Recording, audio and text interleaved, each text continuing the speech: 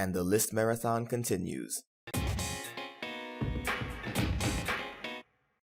For the MLP comics, 2015 was an interesting year to say the least. Comparatively speaking, this was probably the weakest year for the comics. If this video covered the issues released in 2014, I don't think I'd have enough issues to cover the bottom 5. The only ones I can think of off the top of my head are The Good, the Bad, and the Ponies and Friends Forever 1 and 5. But even though 2015 wasn't the best year for the comics, it still gave us some great issues as well. So join me as I go over my picks for the top and bottom 5 MLP comics of 2015. Yay! Just because you like someone doesn't mean you want to work with them.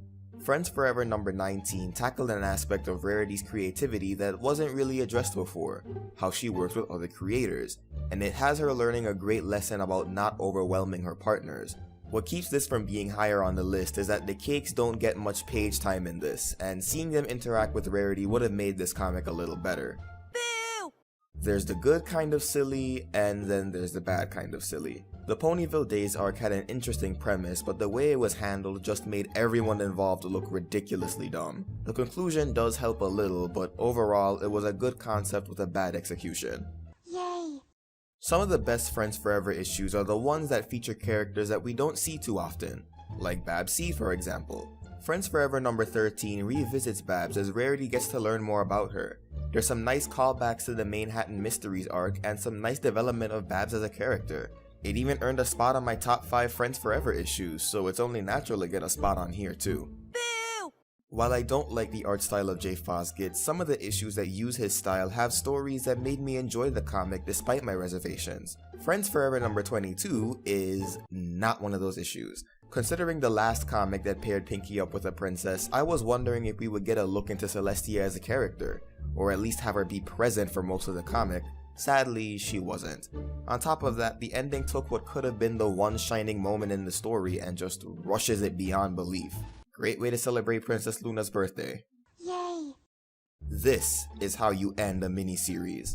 Fiendship is Magic number 5 was a solid finale to a miniseries that was, for the most part, a really fun ride. I wasn't too fond of Twilight's friends being there for no reason and occasionally interrupting the story, but seeing Chrysalis's past conquests and learning about the changelings makes up for it. And I always find myself going back to read this comic again. Boo! If there's one thing I learned from this entry, it's not to hype myself up so much. People were willing to give up on Siege of the Crystal Empire from the jump, but I remained optimistic, especially after part 3. I was willing to forgive the arc involving side antagonists even though they made no impact on the story. I was willing to forgive part 2 rehashing the fight scene from part 1 for the sake of padding. I was willing to forgive Radiant Hope's obliviousness to how extreme her actions were when the majority of the EQD comment section was ready to burn her at the stake. The thing that broke my faith in this arc was that it introduced elements in the story that didn't go anywhere. There's a possible conflict between the Umbrum and the Changelings. They don't do anything with that. Cadence steps up to the plate in part 3, but after that she's practically useless. They introduced the idea of Cadence having rage in her heart, which allows her to easily harness dark magic, and they do nothing with that. Sombra's instant reformation also left somewhat of a bad taste in my mouth, since I've been getting more and more exhausted with MLP villain reformations. But the conversation that Hope and Sombra had leading up to it did help to cushion the blow by at least providing some motivation and reasoning. I just wish it wasn't so quick. The happy, upbeat tone of the ending, along with the second fight scene rehash in part 4, heavily contrasted with the tone of the entire arc, and it made part 4 the nail in the coffin. Part 3 and Sombra and Hope's conversation about fate is what saved this from being higher on the list, but it's still one of the most disappointing comics of the last year. Yay! The one issue of the Fiendship series that I wasn't looking forward to was King Sombra's, and I was glad that they were getting him out of the way first so I can look forward to the other villains, but when I actually read it, I ate all of my words and then some. Fiendship number 1 was a great start to the miniseries, bringing some much needed character to Sombra, and it turned my least favorite villain into one of my favorites. Chrysalis is still better though. Boo! With all that I had to say about Siege, at least I saw potential in that story. Night of the Living Apples?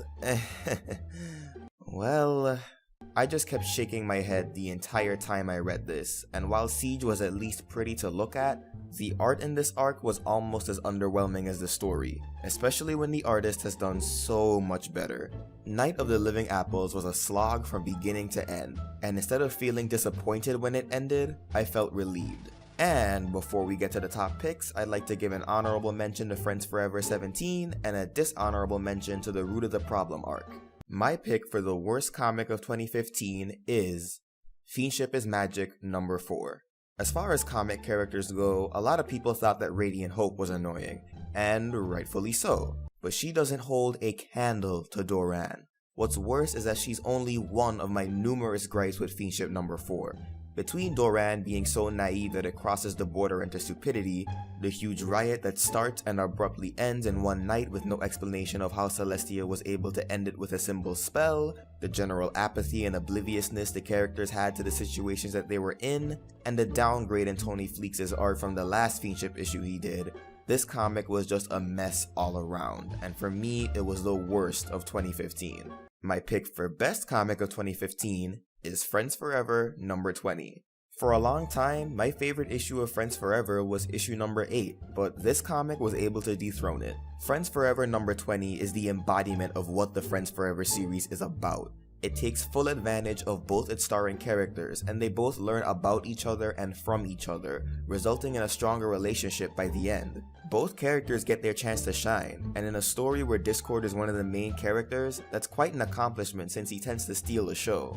The scene where he and Luna discuss their fears about friendship is one of the best scenes the comics have done, and it makes you want to see more of their friendship and where it will go from there. It's the ideal Friends Forever issue, and because of that, it's my pick for the best MLP comic of 2015. So that does it for my top and bottom 5 comics of last year, but the lists don't end there. Next time, I'll be talking about my top 10 episodes of the MLP FIM series, but will it be the top 10 best or the top 10 worst? You'll have to find that out when the video drops. So what are your picks for the top and bottom 5 MLP comics of 2015? Swarm that comment section down below or bug me on social media, and consider supporting me through Patreon or PayPal art commissions. Until next time, keep it sketchy, folks.